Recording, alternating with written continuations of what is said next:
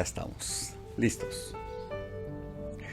Aquí estamos, mis hermanos, mis hermanas, mis amigos, dispuestos a recibir la instrucción del Señor. ¿Ya? Hoy vamos a zambullirnos en las aguas de la palabra y nadar literalmente contra la corriente. ¿Ya? Ese es el título del mensaje de esta mañana. Y es también el requerimiento y las demandas del Señor para los que son sus discípulos. Y vaya que el discipulado cristiano implica nadar contra la corriente. Vamos a ver esta porción del Evangelio según Mateo capítulo 5, versículos 38 al 42, en la que Jesús enseñó lo siguiente. Dice: Oísteis que fue dicho, ojo por ojo, diente por diente. Pero yo os digo, no resistáis al que es malo. Antes, a cualquiera que te hiera en la mejilla derecha, vuélvele también la otra. Y al que quiera ponerte a pleito y quitarte la túnica, déjale también la capa. Y a cualquiera que te obligue a llevar carga por 1 milla, ve con él 2. Al que te pida, dale. Y al que quiera tomar de ti prestado, no se lo rehuses. Ahora bien, ¿qué es lo que más resalta y llama la atención en estos versículos? ¿Qué? Pues las paradojas que Jesús usa para enseñar cuál debe ser el carácter de un verdadero cristiano. Ahora, ¿qué cosa es una paradoja? ¿Qué significa esta palabrita? Miren, una paradoja es una idea contradictoria, una idea que es opuesta a lo que se considera verdadero, a la opinión general. Es aquello que va en contra de la opinión común, un contrasentido, algo que está fuera de toda lógica. Ahora, haciendo un paréntesis, yo doy por hecho que si no todos, la gran mayoría de los que están aquí son cristianos, ¿verdad? Son creyentes en Jesucristo, que han confesado el señorío de Jesús en sus vidas. Ok, entonces a la luz de las enseñanzas de Jesús, podemos concluir que la vida que Él propone a sus discípulos, a sus seguidores, es decir, a ustedes y a mí, pues va en sentido contrario a lo que la opinión común propone. Y yo creo que eso debe llevarnos a pensar seriamente y con mucho cuidado en el cristianismo que estamos practicando. ¿Recuerdan ustedes cómo terminó Jesús su sermón de la montaña? Este sermón que está registrado en el Evangelio de Mateo, capítulos 5, 6 y 7. En el capítulo 7, en los versículos 24 al 27, precisamente Jesús dijo: Cualquiera pues que me oye estas palabras y las hace, pues le compararé con un hombre prudente que edificó su casa sobre la roca. Descendió la lluvia, vinieron los ríos, soplaron los vientos y golpearon contra aquella casa y no cayó. ¿Por qué? Porque estaba fundada sobre la roca. Pero cualquiera que me oye estas palabras, pero no las hace, entonces le compararé con un hombre insensato que edificó su casa sobre la arena. Igualmente, descendió la lluvia, vinieron los ríos, soplaron los vientos y golpearon impetuosamente su casa. Y ésta cayó y fue grande su ruina. Interesante. Dice que la gente, cuando escuchaba a Jesús, se quedaba maravillada por la sabiduría que desataba cuando compartía sus enseñanzas. ¿Ya? Ahora, lo que Jesús considera importante, lo que para él cuenta, se resume en 2 palabras. En 2 palabras, a la luz de esta porción que acabamos de leer. Oír y hacer. ¿Ya? Oír su palabra y ponerla por obra. Eso es lo que cuenta después de todo. Al final, lo que realmente va a producir el avance en nuestra vida cristiana, en nuestra vida de fe, lo que va a determinar el éxito en la vida es oír y hacer. Y estas dos palabras siempre van juntas. Porque podemos oír la palabra con cierto interés, ¿ya? Podemos voltear la mirada para prestar atención a la palabra del Señor, pero al querer hacerla, al querer ponerla por obra, encontramos un tremendo obstáculo, difícil de sortear. ¿Cuál es este obstáculo? El sentido común. Porque como hemos visto, el requerimiento de Jesús va en contra de la opinión general, de la opinión común. A ver, pensemos por un momento. Si alguien te ofende o habla mal de ti, ¿cómo reaccionas? Si alguien te desplaza o no te toma en cuenta o desestima tu opinión, ¿cómo te sientes? ¿Y cómo respondes? ¿Qué haces cuando alguien te falla? Cuando alguien incumple su palabra o traiciona tu confianza. ¿Qué haces? En fin, cada quien puede ampliar esta reflexión según su propia experiencia. Mis hermanos, necesitamos ver las cosas desde la perspectiva de Dios expresada en su palabra. Definitivamente es el sentido común lo que muchas veces nos impide actuar según la palabra de Dios, porque le damos más crédito a lo que nuestros sentidos naturales nos indican y pasamos fácilmente por alto las demandas del Señor. Necesitamos entonces renovar nuestro entendimiento para poder comprobar la buena voluntad de Dios, que es agradable y perfecta. En todo aquello que ocurre en nuestra vida, ¿ya? Debemos procurar encontrar el propósito de Dios, aunque a juzgar por nuestros razonamientos, por nuestro sentido común, pareciera que está más bien fuera del propósito divino. Entonces, ¿qué podemos hacer, mis hermanos? En primer lugar, debemos pedirle a Dios en oración que nos dé la capacidad espiritual, emocional, física y mental para poder resistir la tremenda fuerza de la corriente de opinión del mundo en que vivimos y que es contraria a la opinión del Dios en quien creemos. Si no consideramos la opinión de Dios expresada en la palabra para tomar nuestras decisiones, pues haremos las cosas en nuestras fuerzas y en nuestras posibilidades, que son limitadas. Hermanos, hermanas, lo peor que nos puede pasar es entrar en conflicto con la palabra de Dios. En tal sentido, consideremos lo que dice el apóstol Pablo en su segunda carta a los Corintios, capítulo 6, versículos 14 al 15. Dice: no se unan en yugo desigual con los incrédulos, porque qué compañerismo tiene la justicia con la injusticia, y qué comunión la luz con las tinieblas, y qué concordia Cristo con Belial. ¿O qué parte tiene el creyente con el incrédulo? Eso es en primer lugar. En segundo lugar, debemos renovar cada día nuestra mente, tal como ordena el Señor en Romanos, donde dice: no os conforméis a este siglo, sino transformaos por medio de la renovación de vuestro entendimiento, para que comprobéis la buena voluntad de Dios, agradable y perfecta. Una buena manera de resetear, de renovar nuestra mente, es mediante la lectura permanente, el estudio diligente y la meditación frecuente de la Sagrada Escritura. Ahora, ¿para qué es todo este ejercicio espiritual?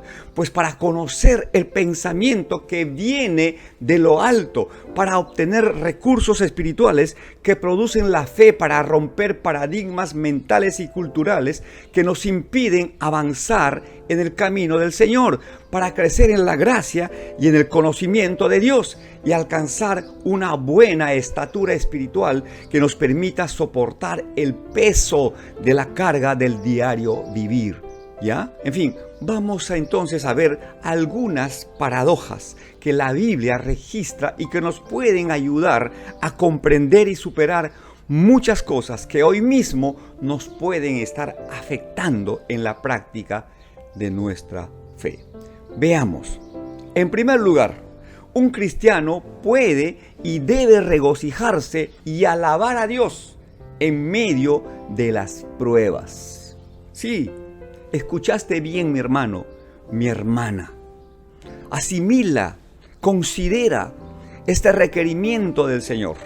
Un cristiano puede y debe alabar a Dios en medio de las pruebas. Jesús dijo en Mateo capítulo 5, versículos 11 al 12, dijo, bienaventurados sois, o sea, dichosos, inmensamente felices, bienaventurados sois, cuando por mi causa os vituperen y os persigan y digan toda clase de mal contra vosotros mintiendo.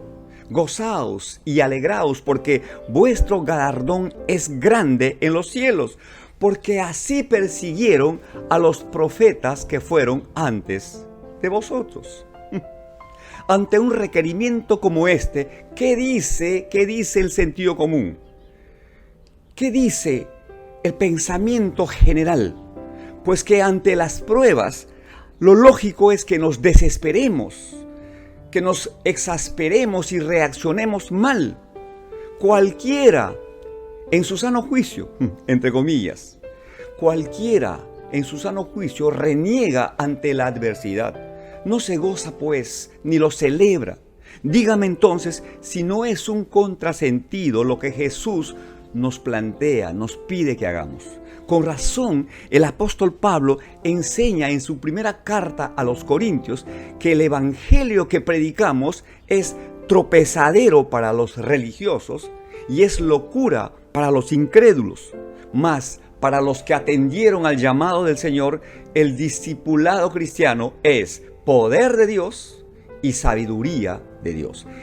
Mis hermanos, esto nos debe llevar a ponernos serios ante las demandas del Evangelio si es que en verdad somos discípulos de Cristo, porque seguir a Jesús implica negarnos a nosotros mismos, sentido común incluido, cargar, llevar nuestra cruz cada día e ir en pos de Él. Y para reforzar esta enseñanza, meditemos en lo que dice la carta universal del apóstol Santiago en el capítulo 1, versículos 2 al 4. Dice, hermanos, tened por sumo gozo cuando os halléis en diversas pruebas, sabiendo que la prueba de vuestra fe produce paciencia. Mas tenga la paciencia su obra completa para que seáis perfectos y cabales sin que os falte cosa alguna. Esa es la demanda del Señor. Ahora, debo aclararle, sin embargo, que esta actitud de gozo y de alegría en medio de las pruebas no significa pues que estemos chiflados, que desde que hemos abrazado la causa de Cristo hemos perdido la razón. Tampoco significa vivir de espaldas a la realidad, vistiéndonos con una fina y delgada capa de pseudo espiritualidad, aparentando un bienestar que no es real. No, es más bien comprometerse con la realidad y enfrentarla y cambiarla con una actitud serena, una actitud proactiva, con ánimo dispuesto y positivo y con nuestra copa rebosando de alabanza y de gratitud por la gracia y el favor de Dios. Esa es la actitud que debe primar en la conducta, en el comportamiento de un creyente. No podemos bajar la guardia, hermanos. Nosotros estamos llamados a ser voceros de Dios. Estamos llamados, ¿verdad?, a levantar nuestra voz, a proclamar a los cuatro vientos que Cristo vive, que todo lo podemos en Cristo que nos fortalece, que mayor es el que está en nosotros que el que está en este mundo, que Dios va delante nuestro y que con Él somos más que vencedores. ¡Aleluya! Es la palabra del Señor que debe generar fe, esperanza, confianza, ánimo, ¿ya? Y que debe desatar en nosotros este gozo y esta alegría que no es pues natural, es un fruto del Espíritu que asiste al creyente para librar sus batallas cotidianas.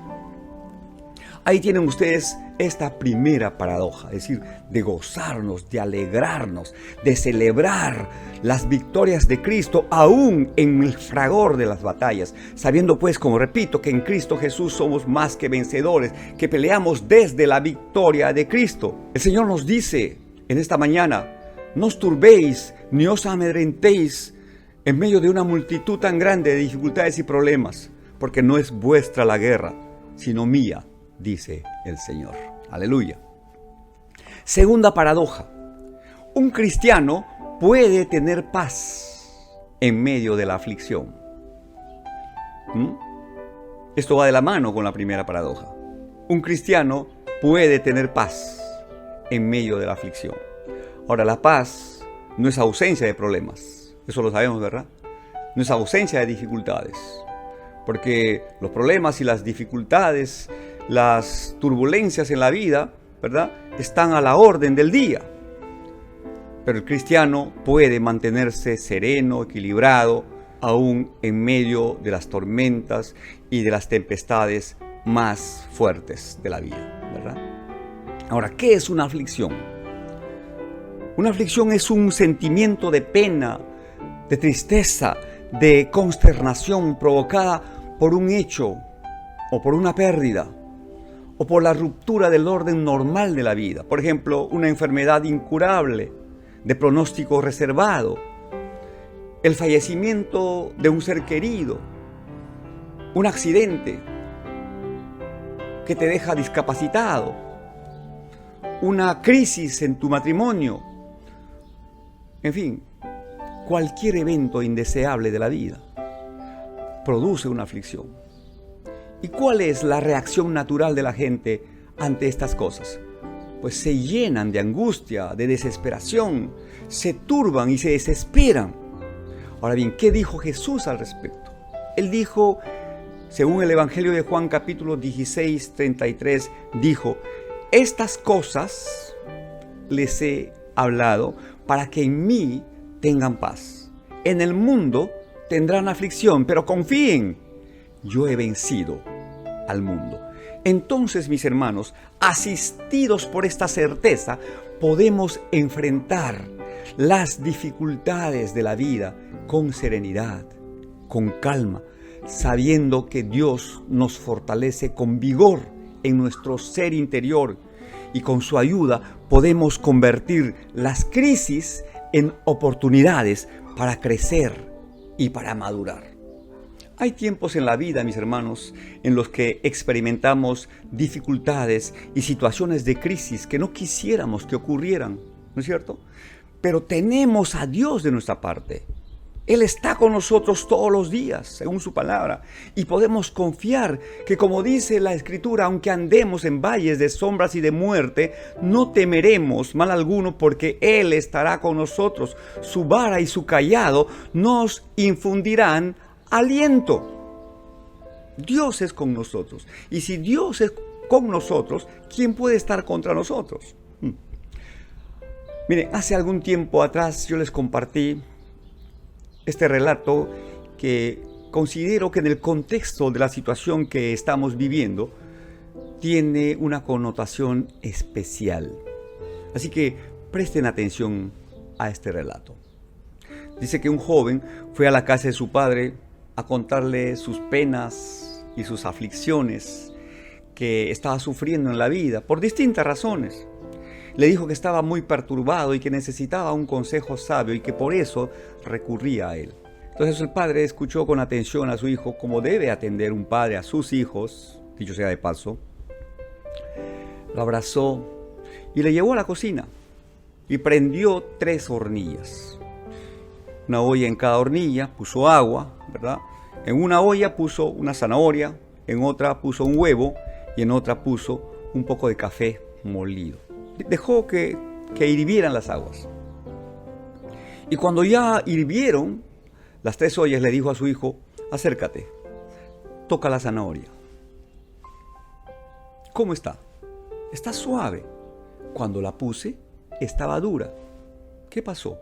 El fuego la puso suave. Ahora toca el huevo. ¿Cómo está? Está duro. Cuando lo puse, estaba suave. El fuego lo puso duro. Y ahora huele el café y pruébalo con un poco de azúcar. ¿Cómo está? Está delicioso. Papá, ¿qué me quieres enseñar con todo esto?, le preguntó el muchacho. Y el padre le dijo, mira hijo, las tres cosas pasaron por la misma circunstancia. Las tres cosas pasaron por el mismo fuego, pero una se ablandó. Entró dura, pero se ablandó. La otra entró suave, pero se endureció. Y la otra cosa no tenía mucho sabor, pero cuando entró en contacto con el agua e hirvió, tiñó el agua y le dio sabor.